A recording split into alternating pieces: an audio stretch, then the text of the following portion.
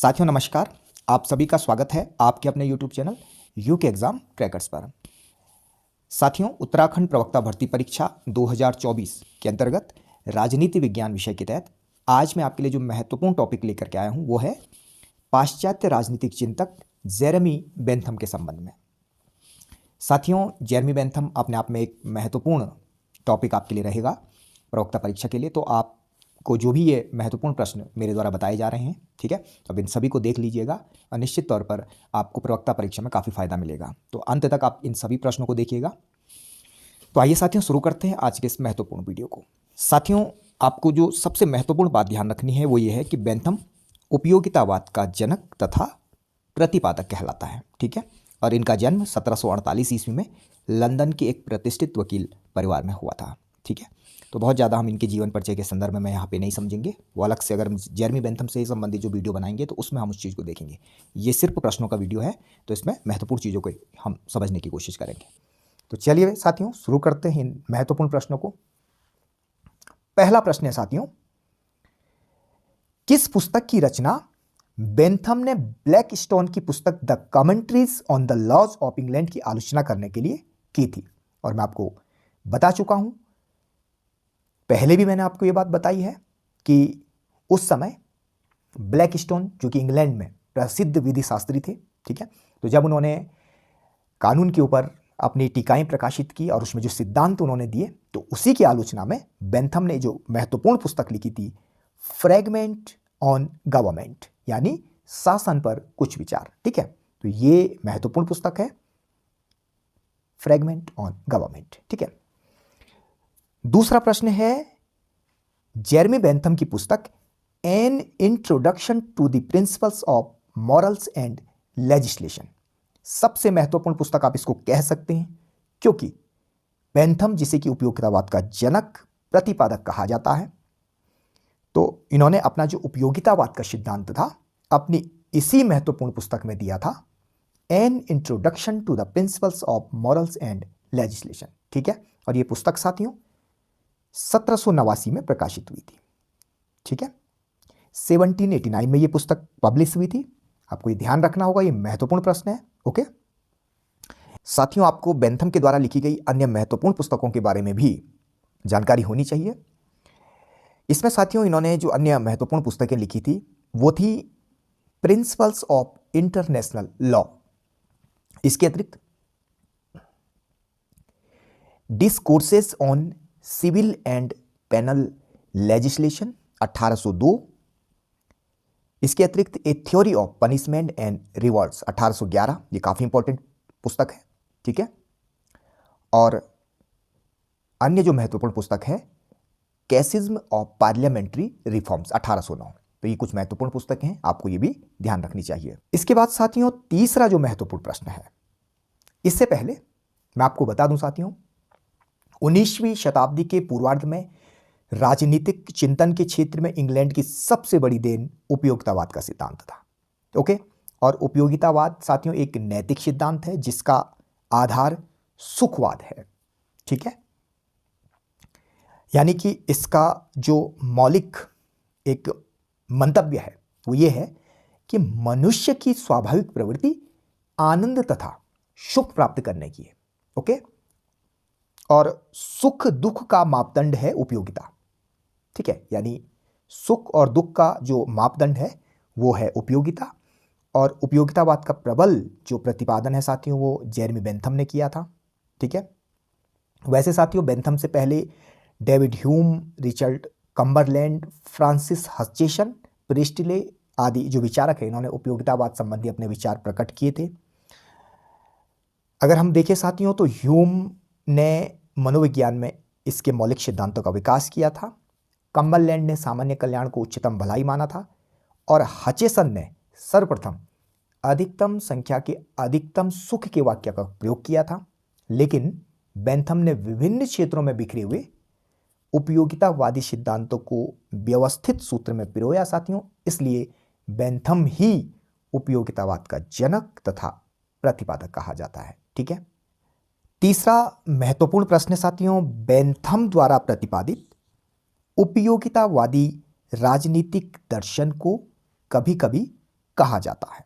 ठीक है, तो ये कहा जाता है साथियों शूकर दर्शन, यानी शूकर यानी शुअर का दर्शन।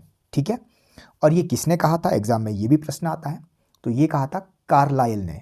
ठीक है, बेंथम के उपयोगितावादी राजनीतिक दर्शन को कार्लाइल महोदय ने शूकर का दर्शन कहा था। ठीक है, इसके बाद चौथा जो प्रश्न है, काफी इंपॉर्टेंट है ये प्रश्न साथियों। बेंथम के अनुसार प्रकृति ने मनुष्य को किन दो शक्तिशाली स्वामियों के नियंत्रण में रखा है? तो साथियों आपको ध्यान रखना है, जो दो शक्तिशाली स्वामी हैं, ठीक है, बेंथम के अनुसार प्रकृति ने मनुष्य को जिन दो शक्तिशाली स्वामियों के नियंत्रण में रखा है वो है सुख दुख। ओके, सुख और दुख को ध्यान रखना काफी इंपॉर्टेंट है। ठीक है साथियों, सबसे पहले आपको जो इंपॉर्टेंट चीज ध्यान रखनी है वो है बेंथम ने नैतिकता की परंपरागत धारणाओं का खंडन किया था। ओके, अब ये परंपरागत धारणाएं क्या हैं ये आपको समझना जरूरी है, बट लेकिन आपको जो महत्वपूर्ण चीज ध्यान रखनी है वो ये है कि बेंथम ने नैतिकता की जो परंपरागत या जो उस समय पुरानी जो प्रचलित जो अवधारणाएं थी उनका खंडन किया और उपयोगिता को नैतिकता तथा मानवीय जीवन का आधार उन्होंने बनाया। बेंथम के समय में साथियों नैतिकता के विषय में बहुत सारे जो विचार थे वो प्रचलित थे और प्रायः लोग ईश्वर की इच्छा को नैतिकता का आधार मानते थे और उनका कहना था कि धर्मशास्त्रों से ईश्वर की इच्छा का ज्ञान होता है। इसलिए उनका ये कहना था कि जो कुछ ईश्वर की इच्छा अर्थात धर्मशास्त्रों के अनुकूल है वह नैतिक है और जो कुछ उसके विपरीत है वह अनैतिक और पापमूलक है। इसके अतिरिक्त नैतिकता के संबंध में प्राकृतिक विधि की धारणा उस समय प्रचलित थी और दार्शनिक मनुष्य के अंतःकरण को उस समय साथियों नैतिकता का स्रोत मानते थे। लेकिन साथियों बेंथम इन सभी को अस्वीकार करते हुए कहता है कि ईश्वरीय इच्छा, प्राकृतिक विधि और अंतःकरण ये सब कुछ व्यक्तिक या आत्मगत कल्पनाएं मात्र है और मनुष्य को जो कुछ अच्छा लगता है उसी को ईश्वरीय इच्छा, प्राकृतिक विधि या अंतरात्मा के अनुकूल कह देता है। ईश्वरीय इच्छा, प्राकृतिक विधि या अंतरात्मा के संबंध में प्रामाणिक रूप से हमारे द्वारा कुछ भी नहीं कहा जा सकता, इसलिए ये धारणाएं निरर्थक हैं। ये बेंथम का कहना साथियों। ओके, और नैतिकता की इन परंपरागत धारणाओं के स्थान पर साथियों बेंथम सुखवाद यानी हेडोनिज्म में विश्वास करता है और बेंथम ये मानता है कि सुख तथा दुख अथवा प्रसन्नता और पीड़ा मनुष्य के दो सार्वभौम शासक हैं। ठीक है, ये आपको ध्यान रखना है। तो बेंथम के अनुसार प्रकृति ने मनुष्य को आनंद और पीड़ा नामक दो सर्वोच्च प्रभुओं के शासन में रखा है। हम जो कुछ भी करते हैं, जो कुछ भी कहते हैं और जो कुछ भी सोचते हैं सब में हम इनके अधीन हैं और इसीलिए बेंथम कहते हैं कि प्रकृति ने मानव समाज को दो सार्वभौम संपन्न स्वामी सुख और दुख के आधिपत्य में रख दिया है और इन स्वामियों का ही ये कर्तव्य है कि वो हमें बताएं कि हमें क्या करना चाहिए तथा निर्णय करें कि हम क्या कर सकते हैं। साथियों यहाँ पर एक बात और भी आपको समझनी चाहिए कि उपयोगिता का सिद्धांत सुख की प्राप्ति और दुख के निवारण का सिद्धांत है और बेंथम के उपयोगितावाद की जो आधारशिला है साथियों वो सुख और दुख की मात्रा के ऊपर निर्भर है। ठीक है, यानी अगर बेंथम के मत को हम समझने का प्रयास करें तो बेंथम के अनुसार जो वस्तु सुख की अनुभूति देती है वो अच्छी है, ठीक और उपयोगी है। जिस कार्य में मानव सुख में वृद्धि होती है वही कार्य उपयोगी और उचित है और जिस कार्य से मनुष्य को दुख प्राप्त होता है वो कार्य बेंथम के अनुसार साथियों अनुपयोगी है और अनुचित है। ठीक है, इसलिए साथियों मानव के समस्त कार्यों की जो कसौटी है वो उपयोगिता है और अगर हम बेंथम के शब्दों में देखें तो उपयोगिता के सिद्धांत से हमारा आशय उस सिद्धांत से है जिससे संबंधित व्यक्ति की प्रसन्नता में वृद्धि या कमी होती है और जिसके आधार पर वह प्रत्येक कार्य को या तो उचित ठहराता है या अनुचित, या दूसरे शब्दों में जिससे सुख मिलता है या सुख नष्ट होता है। ठीक है, मैं यह बात हर कार्य के लिए कहता हूं और इसलिए मेरी ये बात किसी एक व्यक्ति पर नहीं बल्कि हर सरकारी कार्य पर लागू होती है। इस प्रकार साथियों बेंथम के अनुसार किसी वस्तु की उपयोगिता का एकमात्र मापदंड ये है कि वह कहां तक सुख की वृद्धि करती है और कहां तक दुख को कम करती है। ठीक है, इसके बाद साथियों पांचवा जो प्रश्न है, बेंथम ने सुख दुख के कितने स्रोत बताए हैं? अच्छा प्रश्न है, बहुत अच्छा प्रश्न है। ठीक है, ये प्रश्न आया हुआ है। बेंथम ने साथियों सुख दुख के कितने स्रोत बताए हैं? तो 4 स्रोत बताए हैं। ठीक है, पहला है भौतिक, दूसरा है नैतिक, तीसरा है राजनीतिक और चौथा है धार्मिक।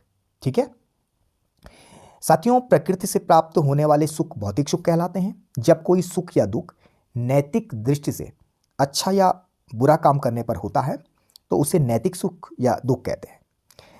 जब कोई सुख या दुख राज्य के संपर्क अथवा कानून के कारण मिलता है तो ये राजनीतिक सुख दुख कहलाता है। धार्मिक मान्यताओं के अनुसार या विरुद्ध काम करने पर जो सुख दुख मिलता है उसका स्रोत साथियों धर्म होता है।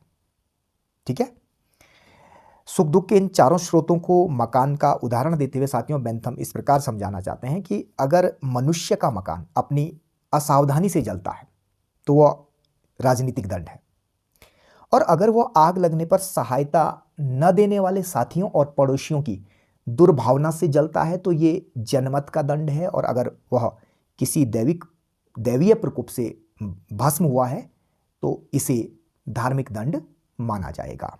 ठीक है, तो इस प्रकार आप ये समझिए कि बेंथम ने सुख दुख के 4 स्रोत बताए हैं। ठीक है, और ये हैं भौतिक, नैतिक, राजनीतिक और धार्मिक। छठा प्रश्न है साथियों, बेंथम ने सुख दुख के कितने भेद बताए हैं? ये काफ़ी अच्छा प्रश्न है। ठीक है, तो साथियों बेंथम ने सामान्य सुख के 14, ठीक है, और सामान्य दुख के 12 भेद बताए हैं। ठीक है, सामान्य सुख के 14, और ये 14 भेद क्या हैं? पहला है इसमें इंद्रिय सुख, दूसरा वैभव सुख, तीसरा है कौशल का सुख, चौथा है मित्रता का सुख, पांचवा यश का सुख, छठा है शक्ति या सत्ता का सुख, सातवां है कल्पना का सुख, आठवां धार्मिक सुख, नवां है दया का सुख, 10वां निर्दयता का सुख, 11वां है स्मृति सुख, 12वां आशा सुख, 13वां संपर्क या मिलन सुख, 14वां है सहायता का सुख। और सामान्य दुख उन्होंने 12 बताए हैं। पहला है दरिद्रता, दूसरा भावना, तीसरा हिचकिचाहट, चौथा शत्रुता, पांचवा अपयश, छठा है धार्मिकता, सातवां दया, आठवां निर्दयता, नौवां स्मृति, 10वां कल्पना, 11वां आशा व 12वां है संपर्क। इसके बाद 7वां प्रश्न है साथियों, बेंथम ने सुख दुख के कितने निर्धारक तत्व बताए हैं? तो इसका आंसर है साथियों 32 निर्धारक तत्व बताए हैं। ठीक है साथियों, बेंथम के अनुसार मनुष्य एक भावनात्मक प्राणी होता है, और इसलिए प्रत्येक मनुष्य की भावना जितनी सघन होती है ना, उतनी ही सुख या दुख को ग्रहण तथा अनुभव करने की उसकी क्षमता होती है। ठीक है, तो इस प्रकार हर मनुष्य की सुख दुख अनुभव करने की सामर्थ्य अलग अलग प्रकार की होती है। ठीक है, क्योंकि किसी व्यक्ति या व्यक्ति समूह द्वारा अनुभव की जाने वाली सुख दुख की मात्रा इनके ग्रहण या अनुभव करने की सामर्थ्य को निश्चित करने वाले तत्वों पर निर्भर है। और ये 32 तत्व हैं। इनमें जो प्रमुख हैं स्वास्थ्य है, शक्ति है, कठोरता, शारीरिक कमजोरी, मन की चंचलता, मनोवृत्ति, अनुभव ग्रहण करने की शक्ति, नैतिक पक्षपात, धार्मिक पक्षपात, लिंग, शिक्षा, जलवायु, वंश आदि हैं। ठीक है, तो बेंथम के अनुसार साथियों सुख दुख की मात्रा की गणना करते हुए इन सबको ध्यान में रखना चाहिए। इसके बाद साथियों 8वां महत्वपूर्ण प्रश्न है, बेंथम ने सुख की गणना हेतु किस यंत्र का आविष्कार किया था? बहुत इंपॉर्टेंट है, काफी महत्वपूर्ण है। तो साथियों बेंथम ने सुख की गणना हेतु सुखवादी मापक यंत्र यानी हेडोनिस्टिक और फेलिसिफिक कैलकुलस, ठीक है, इसका आविष्कार किया। ये काफी अच्छा प्रश्न है साथियों। ठीक है, ये आपको ध्यान रखना है, काफी इंपॉर्टेंट है, एग्जाम में आ भी सकता है। और साथियों आपको ये बात ध्यान रखनी होगी कि उपयोगिता का निर्धारण करने में बेंथम सुख दुख की मात्रा पर बल देते हैं। ठीक है, और यदि एक कार्य से सुख की अधिक मात्रा उत्पन्न होती है तो वो अधिक अच्छा सुख है। ठीक है, किंतु साथियों समस्या ये है कि सुख दुख का निश्चय कैसे किया जाए। तो इनकी मात्रा का निर्धारण करने के लिए बेंथम ने सुखवादी मापक यंत्र यानी हेडोनिस्टिक कैलकुलस का आविष्कार किया। ठीक है, और इसके अनुसार सुखों और दुखों को तुलनात्मक ढंग से कुछ कसौटियों पर कसा जा सकता है। ठीक है, तो ये कसौटियां 9वें प्रश्न में हैं। साथियों यहाँ पर एक बात आपको ध्यान रखनी होगी कि उपयोगितावाद का प्रथम विचारक डेविड ह्यूम था। ओके, और सुख व दुख शब्द प्रिस्टले महोदय ने दिए हैं। ठीक है, और अधिकांश लोगों का अधिकतम सुख वाक्य हचेसन की देन है, हचेसन की। ठीक है साथियों, यहाँ पर आपको ध्यान रखना होगा कि बेंथम ने सुख दुख के मापन के लिए 7 कसौटियाँ बताई हैं। ठीक है, ये 7 कसौटियाँ कौन सी हैं? इसमें पहला है तीव्रता, दूसरा स्थिरता यानी ड्यूरेशन। ठीक है, तीसरा है निश्चितता यानी सर्टेनिटी, चौथा है निकटता यानी निकटता अथवा दूरता यानी प्रोपिनक्विटी और रिमोटनेस। ठीक है, पांचवा है जनन शक्ति यानी फैकेंडिटी, छठा है विशुद्धता यानी प्योरिटी और सातवां है विस्तार यानी एक्सटेंट। ठीक है, तो ये आपको ध्यान रखना है।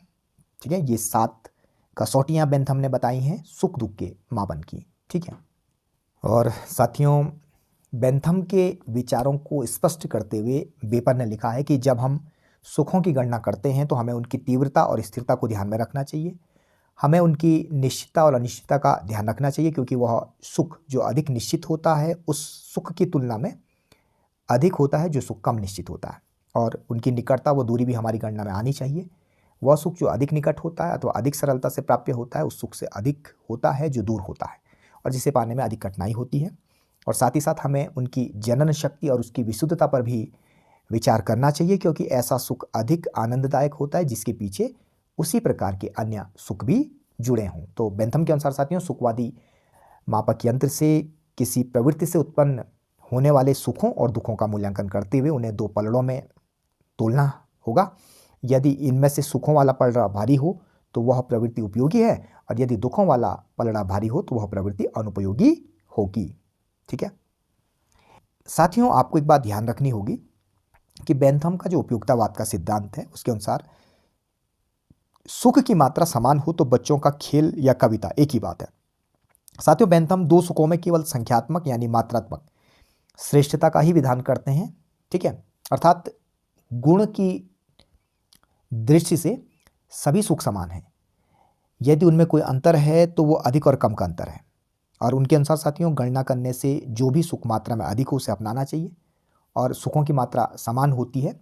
खेलने, पढ़ने और मनोरंजन से समान सुख मिलते हैं, यानी इन्होंने गुणात्मक विभेद नहीं किया है।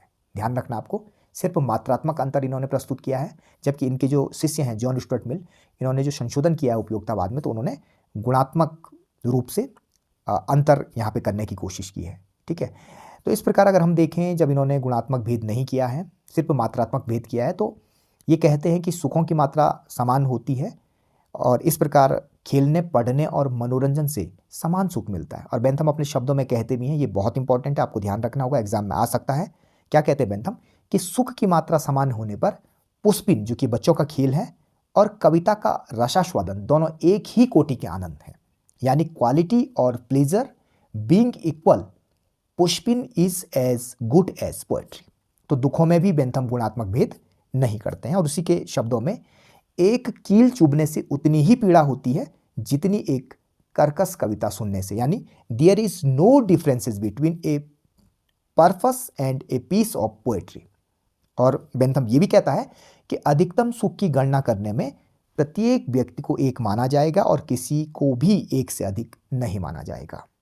ठीक है, तो इसीलिए राज्य का उद्देश्य अधिकतम लोगों का अधिकतम सुख करना है।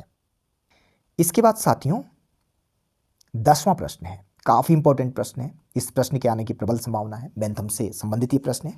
ठीक है, राज्य की उत्पत्ति का कारण संविदा नहीं, ध्यान दीजिए, राज्य की उत्पत्ति का कारण कॉन्ट्रैक्ट नहीं है अपितु आज्ञा पालन की आदत है। ये काफी इंपॉर्टेंट यहां पर कथन है बेंथम का। ठीक है, क्योंकि बेंथम राज्य का उद्देश्य अधिकतम लोगों का अधिकतम सुख मानते हैं और साथियों बेंथम ये कहते हैं या उनके अनुसार राज्यों के आदेशों का पालन इसलिए होता है, ध्यान दीजिए, बेंथम कहते हैं कि राज्यों के आदेशों का पालन इसलिए होता है क्योंकि ये आदेश उपयोगी होते हैं और सामान्य हित तथा सुख को बढ़ाने वाले हैं। ओके, और राज्य के नियमों के आज्ञा पालन से होने वाला लाभ आज्ञा के भंग होने के दुष्परिणामों से अधिक है। यानी आज्ञा पालन से होने वाला जो फायदा है वो फायदा जब हम आज्ञा की क्या करते हैं, अवहेलना करते हैं, तो उससे जो हानि हमको होती है, ठीक है, तो उसकी तुलना में आज्ञा पालन करने से हमको ज़्यादा लाभ होता है। ठीक है, तो इसी प्रकार की ये जो आदत है उसी के कारण राज्य की उत्पत्ति वो बताते हैं और संविदा जो है इसकी आलोचना करते हैं। ठीक है, ये इंपॉर्टेंट है, आपको ध्यान रखना होगा, ये काफी इंपॉर्टेंट है। ठीक है, इसके बाद साथियों 11वां जो प्रश्न है, किसके अनुसार राज्य की आज्ञा पालन से होने वाली हानि अवज्ञा से होने वाली हानि से कम है। ठीक है साथियों, 11वां जो ये प्रश्न है इसका जो सही आंसर है वो है बेंथम। ठीक है, अब थोड़ा इसको समझने से पहले हम ये समझ लेते हैं कि राज्य की उत्पत्ति के संबंध में बेंथम के विचार क्या थे। ये काफी इंपॉर्टेंट है साथियों। ठीक है, तो साथियों मैं आपको बता दूं, राज्य की उत्पत्ति के बारे में बेंथम जो सामाजिक संविदा सिद्धांत है वो कहते हैं कि उस वक्त पर इस सिद्धांत का बोलबाला था।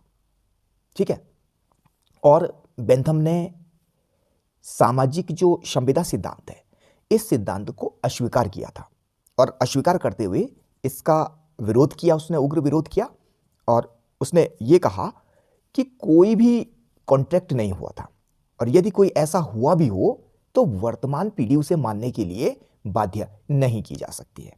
ठीक है, तो इसलिए अगर हम देखें तो संविदा सिद्धांत से अलविदा मांगते हुए खुद बेंथम ने इस बात को लिखा है कि मैंने प्राथमिक संविदा छोड़ दी है और इस मिथ्या प्रलाप को आवश्यकता वाले उन व्यक्तियों के मनोरंजन के लिए छोड़ दिया है। ठीक है, तो इस प्रकार हम ये देखते हैं कि ब्लैक स्टोन का जो सिद्धांत था, ठीक है, जिसके तहत जो विधि है या कानून है उसका मूल स्रोत क्या है, सामाजिक संविदा है। ठीक है, तो इसकी बड़ी आलोचना की थी बेंथम ने। ठीक है, इसीलिए बेंथम को विधि शास्त्र का न्यूटन भी कहा जाता है। ये भी आपको ध्यान में रखना होगा कि विधि शास्त्र का न्यूटन कहा जाता है क्योंकि इन्होंने ब्लैक स्टोन के जो सिद्धांत थे उनकी आलोचना की थी। ठीक है, और जिनका कहना ये था या जिनका जो सिद्धांत था वो ये था कि विधि यानी कानून का जो मूल स्रोत है वो है सामाजिक संविदा।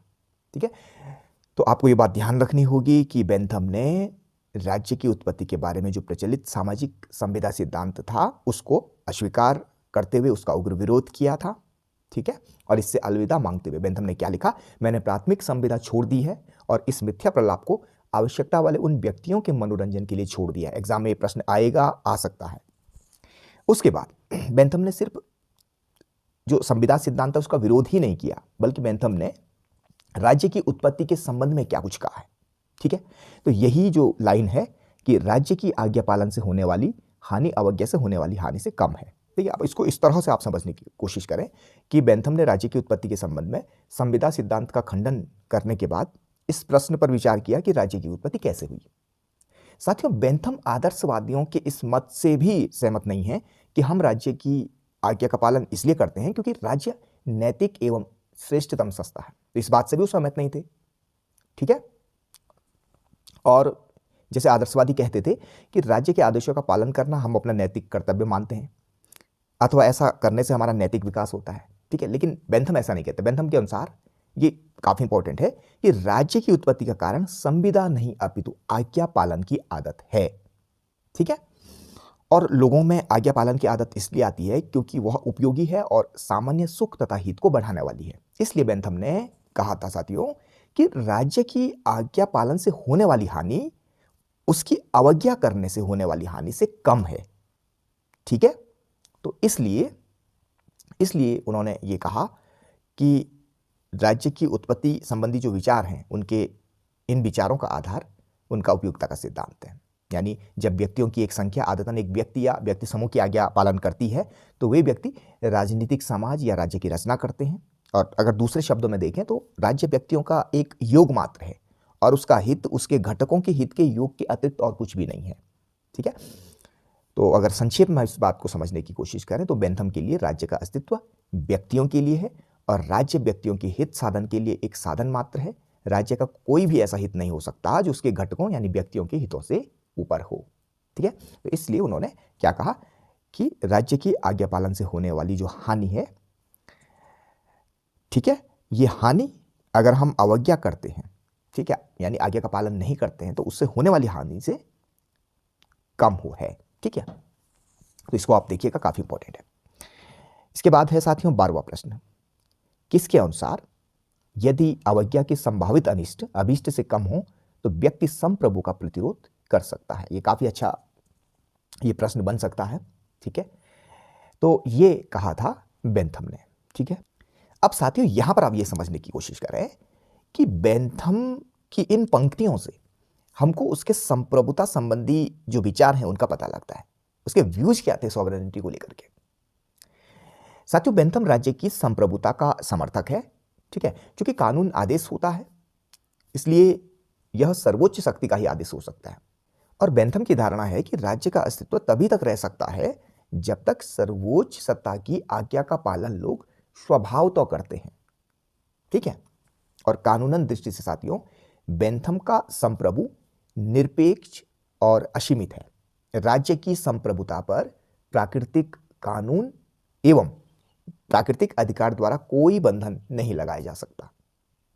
ठीक है, लेकिन फिर भी हम एक चीज देखते हैं यहां पर कि बेंथम का संप्रभु निरंकुश नहीं है।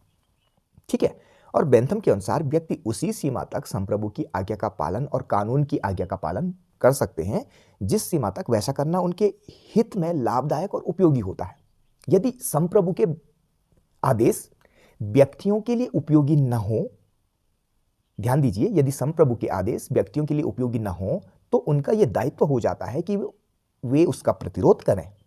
ठीक है, तो इसीलिए बेंथम ने अपने शब्दों में कहा कि यदि अवज्ञा के संभावित अनिष्ट अभीष्ट से कम हो तो व्यक्ति संप्रभु का विरोध या प्रतिरोध कर सकता है। ठीक है, इसको ध्यान रखिए, काफी इंपॉर्टेंट है। ठीक है, इसके बाद 13वां प्रश्न है, किस विचारक के अनुसार पूर्ण स्वतंत्रता पूर्ण रूप से असंभव है और पूर्ण स्वतंत्रता प्रत्येक प्रकार की सरकार की सत्ता की प्रत्यक्ष विरोधी है?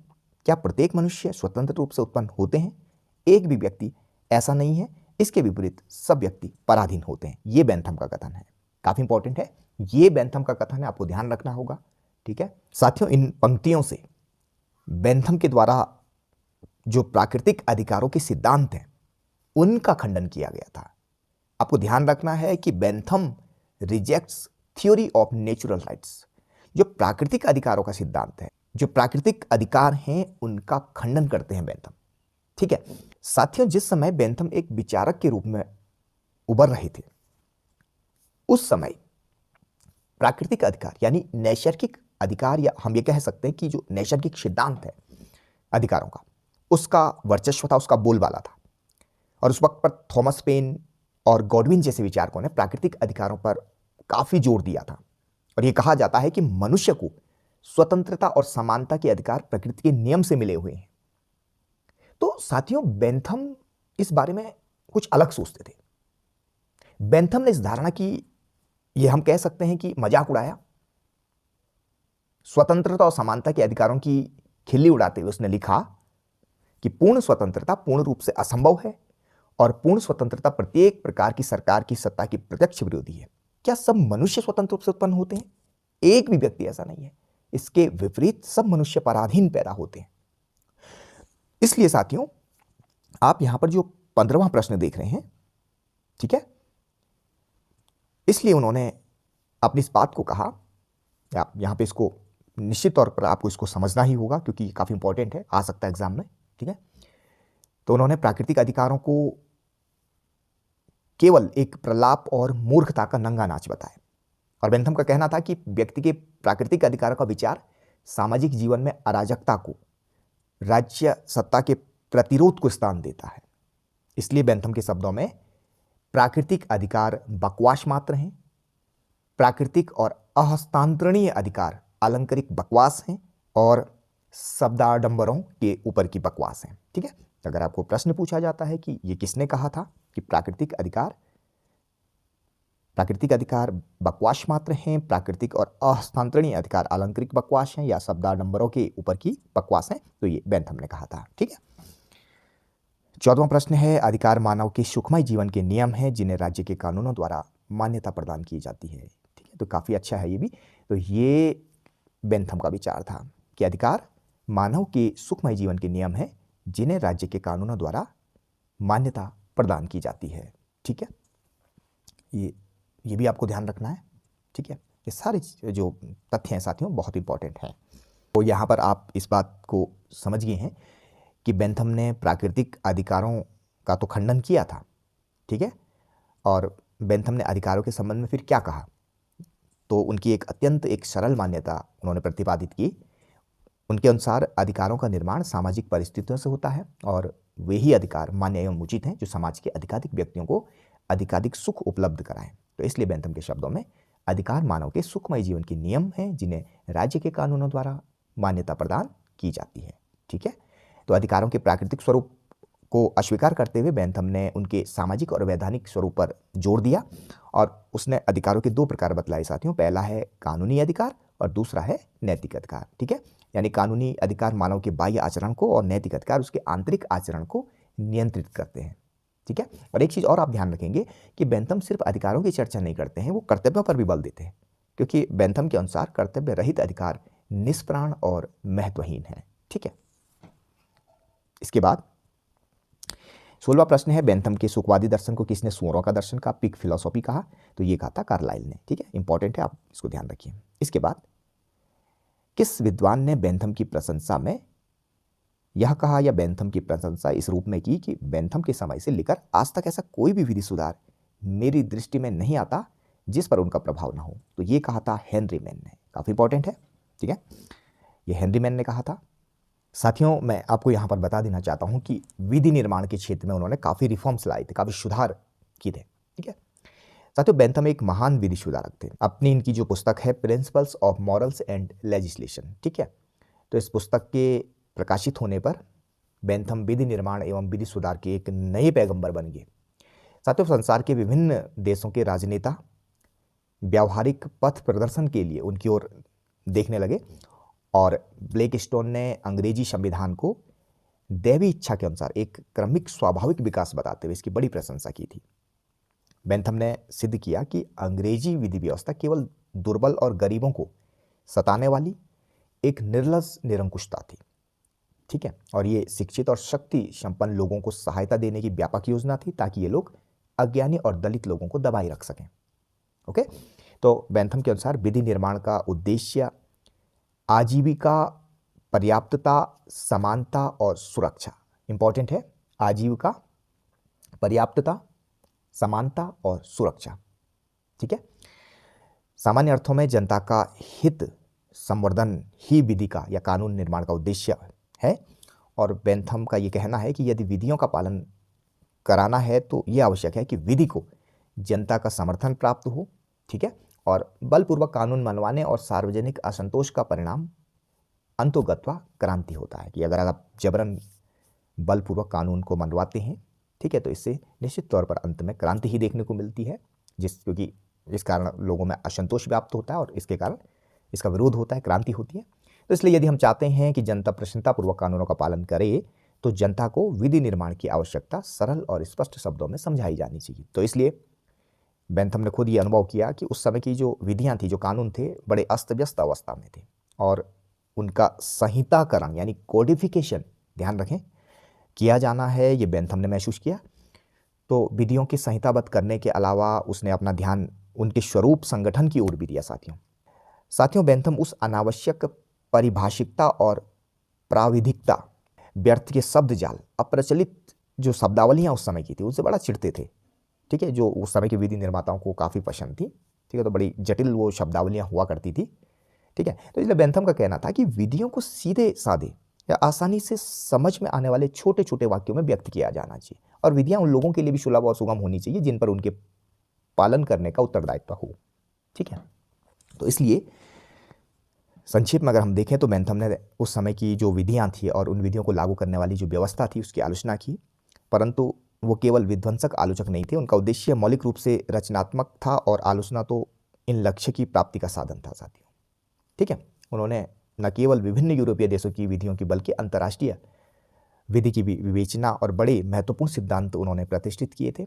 उसने अमेरिका, फ्रांस तथा भारत आदि के लिए विधि संहिताओं के संकलन संबंधी सुझाव दिए और उसके अतिरिक्त उसने रूस के लिए भी एक विधि संग्रह तैयार किया, जिससे प्रसन्न होकर के उस समय जार अलेक्जेंडर ने उन्हें एक हीरा भी भेंट किया था। और हेनरी मैन ने तो यहाँ तक कहा कि बेंथम के समय से लेकर आज तक ऐसा कोई भी सुधार मेरी दृष्टि में नहीं आता जिस पर उनका प्रभाव ना हो। इसके बाद 18वां प्रश्न है, किस विद्वान ने बेंथम के संदर्भ में लिखा कि उसका नाम इंग्लैंड में बहुत ही कम व्यक्ति जानते हैं यूरोप में इससे अधिक व्यक्ति जानते हैं, किंतु चिली के मैदानों में और मैक्सिको की खानों में उसका नाम सबसे अधिक लोग जानते हैं। तो ये हैजलिट ने कहा था।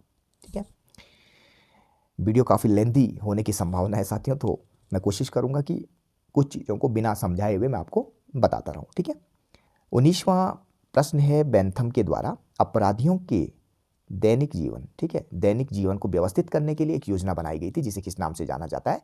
पैनोप्टिकन से। ठीक है, ये इंपॉर्टेंट है।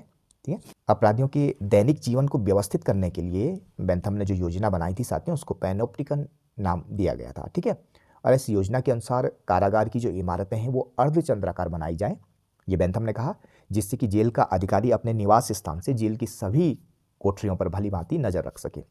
और इस योजना की मुख्य बातें थी कि सावधानीपूर्वक निरीक्षण, सहानुभूतिपूर्वक अनुशासन और एक उन्नत वातावरण। ठीक है, और जेल के समय अपराधियों को प्रारंभिक शिक्षा के साथ साथ लाभप्रद व्यवसाय की भी शिक्षा देने की बात करते हैं बेंथम। ओके, और साथ ही साथ साथियों, बेंथम अपराधियों के सुधार हेतु उन्हें नैतिक एवं धार्मिक शिक्षा भी दी जानी चाहिए, ये भी कहते हैं। तो इस प्रकार वो ये कहना चाहते हैं कि जो अपराधी हैं उनमें अच्छे चरित्र का निर्माण हो सकेगा और जेल से छूटने के बाद वो जो अपराधी हैं वो पुनः समाज के स्वस्थ नागरिक बन सकेंगे। ठीक है, तो इस प्रकार इस योजना के अनुसार कारावास से छूटने पर अपराधियों को कम से कम तब तक के लिए कोई काम भी दिया जाना चाहिए, वो ये कहते हैं कि जब तक कि वे जनता का पुनः विश्वास प्राप्त न कर लें। ओके, तो साथियों, यद्यपि बेंथम द्वारा दिए गए सुझावों को उनके जीवन काल में उस वक्त पर कार्यान्वित नहीं किया जा सका था, फिर भी उनके समय से अब तक जो भी कारागारों तथा जो पेनिटेंटियरीज हैं वहाँ पे व्यापक सुधार देखने को मिले हैं, और औद्योगिक जो विद्यालय हैं, जो सुधारशाला है यानी रिफॉर्मेटिव्स हैं, उनकी भी स्थापना हुई है और उन सब की प्रेरणा उन्हीं से प्राप्त हुई, और उन सब का आधार वही सिद्धांत हैं जिनको बेंथम ने प्रतिष्ठित किया था। इसके बाद है 20वां प्रश्न, बेंथम ने शिक्षा योजना के तहत किस पद्धति का समर्थन किया था? मॉनिटर पद्धति का। ठीक है, मैं आपको बता भी चुका हूँ, मॉनिटर पद्धति का इन्होंने समर्थन किया था। ओके, और ये मॉनिटर पद्धति क्या थी? इस पद्धति के अनुसार होता क्या था साथियों कि ऊंची कक्षा के अथवा योग्य विद्यार्थी नीचे वाले अथवा कमजोर विद्यार्थियों को पढ़ाते हैं। ठीक है, तो ये आपको ध्यान रखना है, काफ़ी इंपॉर्टेंट है। इसके बाद साथियों 21वां प्रश्न, कौन बेंथम के दर्शन को व्यक्तिवादी और लेसेस फेयर, ठीक है, कहकर पुकारता है? तो यह है कैटलिन। ठीक है, 22वां प्रश्न है, बेंथम ने किस शासन प्रणाली का समर्थन किया? काफ़ी इंपॉर्टेंट है। ठीक है, तो बेंथम ने गणतंत्रीय शासन प्रणाली या जनतंत्रीय शासन प्रणाली का समर्थन किया। ठीक है साथियों, अगर हम देखें तो बेंथम राज्य और शासन यानी सरकार के मध्य अंतर करता है। ठीक है, अगर उसके हम शासन संबंधी विचार देखें तो वो राज्य और शासन यानी सरकार के मध्य अंतर करता है, और उसके अनुसार राज्य संपूर्ण जन समुदाय है। राज्य की सत्ता कानून निर्माण की अंतिम शक्ति रखती है। सरकार राज्य के अंतर्गत वह छोटा सा संगठन है जो राज्य की इच्छा यानी कानून तथा उद्देश्य यानी अधिकतम सुख, इनको कार्यान्वित करता है। ठीक है, और बेंथम शासन प्रणाली के प्रकार के संबंध में विशेष चिंतित नहीं है साथियों। ओके, उसका विचार सामान्य तो ये है कि शासन का कोई भी प्रकार हो, उसका आधार सिद्धांत अधिकतम लोगों का अधिकतम सुख होना चाहिए। ठीक है, अधिकतम लोगों का अधिकतम सुख होना चाहिए। ठीक है, और उसने उपयोगिता की कसौटी पर विभिन्न शासन प्रणालियों की जांच करते हुए गणतंत्रीय शासन प्रणाली का समर्थन किया, और उसके अनुसार राजतंत्र शक्तिशाली शासन है, किंतु उसमें राजा का हित सर्वोपरि हो जाता है। कुलीन तंत्र गुणी और अनुभवी लोगों का शासन तो है, किंतु इसमें भी सर्वाधिक व्यक्तियों के सर्वाधिक हित के सिद्धांत की पालना नहीं होती है, और गणतंत्र में ही अधिकतम लोगों के अधिकतम सुख का सिद्धांत साकार हो सकता है। साथियों, 23वां प्रश्न है, किस विद्वान के अनुसार किसी कानून को समाप्त करने से समाज का लाभ हो फिर भी उसे समाप्त नहीं किया गया तो वह कानून नहीं रह जाता? यहाँ पे नहीं आएगा, आप इसको करेक्ट कर लीजिएगा।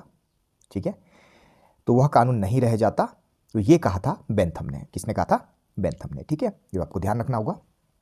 इसके अतिरिक्त साथियों, मुझे बेंथम से संबंधित एक महत्वपूर्ण प्रश्न भी ध्यान आ रहा है कि किसने बेंथम को दार्शनिक आमूल परिवर्तनवाद या दार्शनिक उग्रवाद का प्रणेता कहा था, यानी फिलोसॉफिकल रेडिकलिज्म कहा था।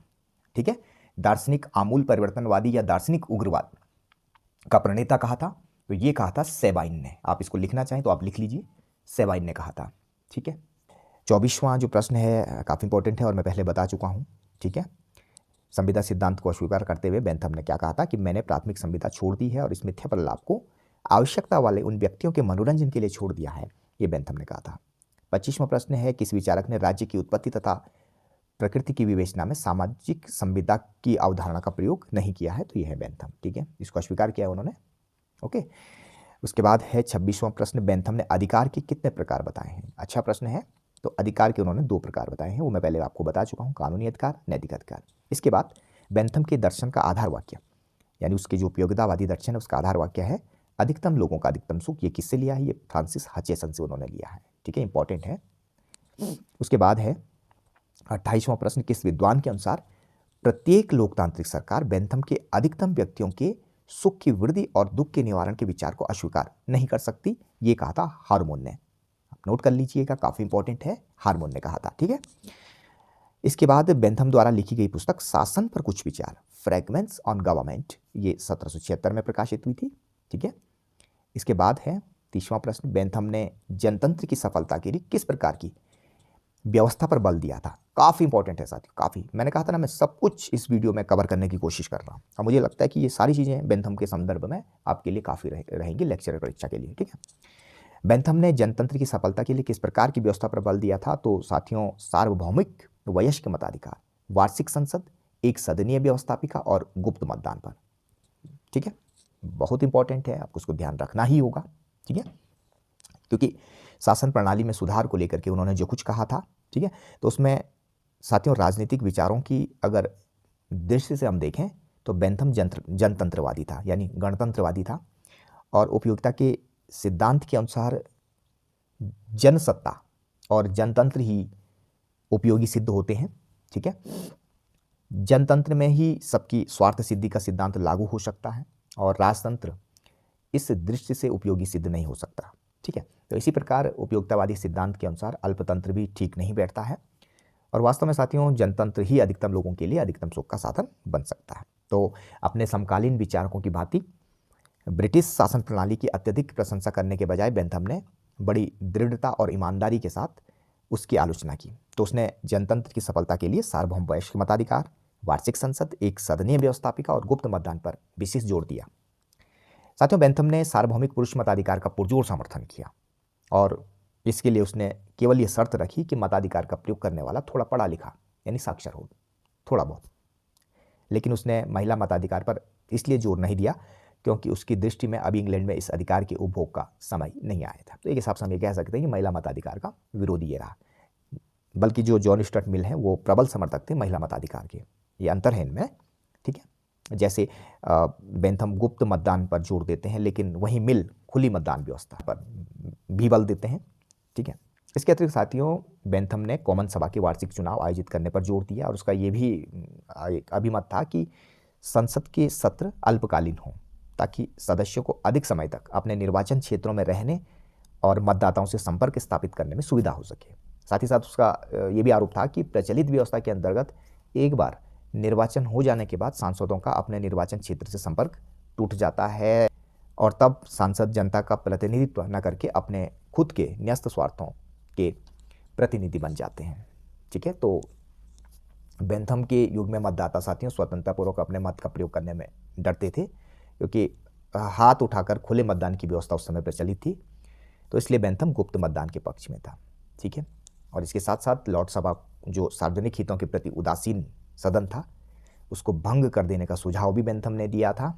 ठीक है, इसलिए लॉर्ड सभा का वो समर्थक नहीं था। ध्यान रखना है, लॉर्ड सभा का समर्थक नहीं था क्योंकि लॉर्ड सभा को वो धनिक वर्ग की संस्था मानता था और वह राजपद के विरुद्ध था और अपने समय के अंग्रेजी संविधान को धनिक वर्ग द्वारा प्रभावित राजतंत्र कहा करता था। साथ ही साथ साथियों उसने स्वतंत्र प्रेस की अवधारणा का भी समर्थन किया। उसके बिना प्रेस की स्वतंत्रता के सच्चे लोकमत की अभिव्यक्ति असंभव थी। और बेंथम साथियों ये भी मानते थे कि वयस्क मताधिकार के द्वारा ही प्रतिनिधियों के ऊपर ज़्यादा से ज़्यादा नियंत्रण बना रहेगा। इसके बाद है कौन विद्वान फ्रेंच क्रांतिकारियों द्वारा प्रतिपादित स्वतंत्रता, समानता और भ्रातृत्व के नारे को भ्रामक मानता था? तो बेंथम। ठीक है, 32वां प्रश्न है किसने राजनीतिक हित के लिए एक व्यक्ति एक वोट के सिद्धांत को प्रोत्साहित किया था? तो बेंथम ने किया था। साथियों बेंथम के बारे में 2-3 चीज़ें आपको ध्यान में रखनी होगी कि एक तो ये एक व्यक्ति एक वोट एक मूल।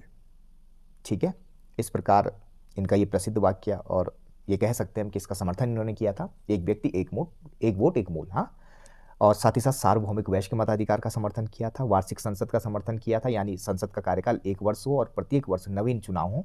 चौथा, गुप्त मतदान का ही समर्थक था, खुले मतदान का विरोधी हो गया, ठीक है। और पांचवा, एक सदनीय व्यवस्थापिका का समर्थक, यानी ब्रिटेन में लॉर्ड सभा को समाप्त करने का ही पक्षधर था। आप समझ गए हैं इस चीज को, ये 5 चीजें हैं, काफी इंपॉर्टेंट रहेंगी आपके लिए, ठीक है। 33वां प्रश्न, किसने सुखवादी दर्शन में ईसाई मानवतावादी मूल्य का परिचय करवाया था? तो बेंथम ने, ठीक है। सुख दुख समाकलन के विचार का प्रतिपादन किया था, तो ये बेंथम ने किया था, ठीक है। 35वां प्रश्न है, सार्वजनिक कल्याण विधेयक का ध्येय होना चाहिए, ये किसका कथन है? तो साथ में बेंथम का कथन है, ठीक है। इंपॉर्टेंट है, ये आ सकता है एग्जाम में। 36वां है, युद्ध और तूफान पढ़ने के लिए सर्वोत्तम होते हैं, परंतु सहन करने के प्रति शांति और स्थिरता ही श्रेष्ठतर होती है, ये कहा था बेंथम ने, ओके। अब देखिएगा इसको। 37वां प्रश्न है, किसने कहा कि दंड एवं पुरस्कार के द्वारा समाज के सुख की वृद्धि करना ही सरकार का मुख्य उद्देश्य है? ये बेंथम का कहना है, ठीक है। तो साथियों, ये वीडियो काफ़ी लेंदी हो चुका है, तो मैं चाहूँगा कि जॉन स्टुअर्ट मिल से संबंधित जो वीडियो है वो इसके बाद में तैयार करूँगा आपके लिए, ठीक है। इस वीडियो को अंत करने से पहले कुछ महत्वपूर्ण चीज़ों को मैं आपको बता देना चाहता हूँ कि बेंथम के अनुसार राज्य के जो कार्य हैं, बेंथम राज्य को सामान्य सुख की वृद्धि का माध्यम समझता था, ठीक है। तथापि साथियों, उसका राज्य एक नकारात्मक राज्य है। वह नकारात्मक इसलिए है क्योंकि यह लोगों को दंड विधान द्वारा, ध्यान दीजिए, दंड विधान द्वारा ही समाज विरोधी कार्य करने से रोकता है, ठीक है, ठीक है ना। तो ऐसा नहीं है कि जनता के नैतिक चरित्र को ऊंचा उठाना, ठीक है, या इसका उद्देश्य व्यक्ति के श्रेष्ठतम गुणों का विकास करना हो, तो ऐसा नहीं है, ठीक है। तो दूसरे शब्दों में बेंथम राज्य को सकारात्मक कार्य नहीं सौंपता है, इसलिए उसका राज्य व्यक्तिवादी है। इसलिए कैटलिन क्या कहते हैं, उसके दर्शन को व्यक्तिवादी और लेसेस फेयर सिद्धांत कहकर पुकारते हैं, ठीक है। साथ ही साथ अगर कानून तथा स्वतंत्रता संबंधी उनके अगर हम विचार पर ध्यान दें, तो बेंथम के अनुसार राज्य एक विधि निर्माता निकाय है और कानून संप्रभु के आदेश है। संप्रभु की इच्छा कानून के रूप में प्रकट होती है, इसलिए उसका पालन होता है। और वह ये भी कहता है कि कानूनों का पालन करना साथियों प्रत्येक नागरिक का कर्तव्य है, क्योंकि इस आज्ञा पालन में ही उसकी और सबकी भलाई निहित होती है, ठीक है। कानून की परिभाषा करते हुए बेंथम क्या कहते हैं साथियों, कि कानून संप्रभु की इच्छा के आदेशों की तरह अभिव्यक्तिकरण है और जिससे राजनीतिक समाज के सदस्य उसका स्वाभाविक पालन करते हैं। प्राकृतिक कानूनों का स्वीकार करते हुए उसने कानून के 2 प्रकार बतलाए हैं साथियों, दैवी तथा मानवीय। दैवी कानून रहस्यमय और ज्ञानातीत होते हैं, उनका स्वरूप भी निश्चित नहीं है, इसलिए मानवीय कानूनों का निश्चित रूप राज्य के लिए आवश्यक है। और उसने ये प्रतिपादित किया है कि प्रत्येक कानून का आधार उपयोगिता है, और यदि कोई कानून समाज का हित साधन करने में असफल रहता है तो वो कानून नहीं रहता है। बेंथम के शब्दों में, किसी कानून को समाप्त करने से समाज का लाभ हो, फिर भी उसे समाप्त नहीं किया गया हो, तो वह कानून नहीं रह जाता। और साथियों, बेंथम ने अपने उपयोगिता के सिद्धांत को विधि निर्माण के लिए प्रयोग करने की सलाह दी थी। उसने कहा कि प्रत्येक विधि अथवा कानूनों को अधिकतम लोगों के अधिकतम हित के उद्देश्य से ही बनाया जाना चाहिए, ठीक है। तो बेंथम ने श्रेष्ठ कानून के 6 लक्षण बतलाए हैं। पहला है, कानून जनता की आशा आकांक्षाओं या विवेक के अनुकूल हो। कानूनों का जनता को ज्ञान हो, इसके लिए प्रचार, जनमत निर्माण आदि का आश्रय लेना चाहिए। तीसरा, कानून विरोधाभासी ना हो। चौथा, कानून सरल स्पष्ट सुबोध हो। पांचवा, कानून व्यावहारिक हो। छठवां, कानूनों का पूर्ण रीति से पालन हो, और कानून भंग के लिए दंड की व्यवस्था हो। तो बेंथम के अनुसार जो इंपॉर्टेंट चीज़ आपको ध्यान रखनी है कि बेंथम के अनुसार कानून संप्रभु के आदेश है, एक प्रतिबंध है, इसलिए यह स्वतंत्रता का विरोधी है। और उसका विचार था कि व्यक्ति सुरक्षा चाहते हैं, स्वतंत्रता नहीं। आपको ध्यान रखना है, ये बहुत इंपॉर्टेंट है, ठीक है साथियों। एक और प्रश्न आप अगर ध्यान रखना चाहें तो इसको ध्यान रख सकते हैं। ये प्रश्न किसी परीक्षा में आया हुआ था, ठीक है, कोई असिस्टेंट प्रोफेसर की परीक्षा थी किसी राज्य की, तो वहाँ ये प्रश्न आया था कि लोगों की अधिकतम खुशी सुनिश्चित करने के लिए व्यक्ति विशेष के हाथ में अधिशेष धन, इस विचार की वकालत किसने की थी? तो इसका आंसर था जेरेमी बेंथम, ठीक है। तो चलिए साथियों, ये बेंथम के संबंध में कुछ महत्वपूर्ण तथ्य थे, आप इनको अवश्य पढ़िएगा। निश्चित तौर पर यहाँ से प्रश्न बनेंगे, आप इसको पूरा देख करके इसको अच्छे से तैयार कर लीजिएगा, ठीक है। Thanks for watching.